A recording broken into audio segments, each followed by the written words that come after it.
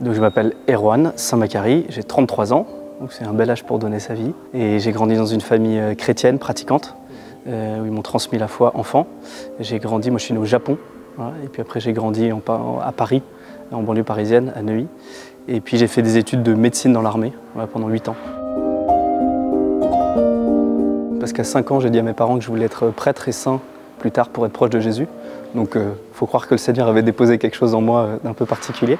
Et après, j'ai complètement abandonné tout ça jusqu'à ma 5e année de médecine. J'ai vécu une grande conversion pendant une confession. Et là, la question de la vocation, en tout cas d'être consacré à Dieu, de pouvoir donner ma vie pour que d'autres puissent le rencontrer, est revenue avec force. Et 3 ans après, je suis rentré au séminaire. Avec mon tempérament, je suis quelqu'un d'assez direct et assez radical. Donc moi, c'était clair dès le départ. Voilà, dès que j'ai reçu mon appel, même avant de rentrer au séminaire, j'étais sûr que le Seigneur m'appelait à être prêtre. La question, ça a plutôt été, est-ce que moi, je me sens capable ou est-ce que j'arriverai à être fidèle au Seigneur? Et donc là, il y a eu plusieurs moments difficiles, notamment à la moitié de ma formation où je suis tombé très amoureux d'une fille. Et donc là où il a vraiment fallu prendre cette décision, voilà. À la fois, j'ai trouvé ça très beau parce que je voyais que le Seigneur me disait, en fait, c'est ce que tu veux, tu seras heureux dans ces 2 choix et moi je suis prêt à t'accompagner, mais toi, qu'est-ce que tu veux? Et donc là, ça m'a permis de relire et puis d'aller chercher au fond de mes tripes, notamment dans la prière, me dire, mais en fait, qu'est-ce que je veux profondément?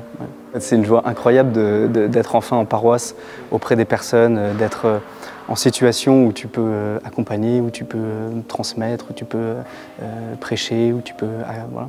Donc ça, c'est une immense joie. Et donc ça a été tout un tas de confirmations, c'est clair.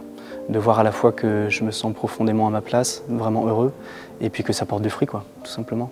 Alors j'ai pris dans le psaume 116, « Son amour envers nous s'est montré le plus fort, éternel est la fidélité du Seigneur ». Et il y a 2 choses qui me touchent dans cette parole, c'est un peu l'histoire de ma vie, c'est voilà, le Seigneur qui est venu me chercher alors que je m'étais vraiment éloigné de lui, donc c'est un amour qui est plus fort que tout. Et puis Dieu est fidèle, voilà, de voir, notamment sur l'expérience du célibat, que Dieu est fidèle. Et qu'avant tout, en fait, il s'agit de reposer entre ses mains. Je ne sais pas s'il y a un texte en particulier, en tout cas, moi je suis très sensible aux différents évangiles du jour ou les premières lectures. Et puis souvent, il y a un verset que je garde pendant quelques jours. Là, en ce moment, c'est « Rien ne pourra les arracher de la main de mon Père qui est plus grand que tout » dans le discours du bon pasteur.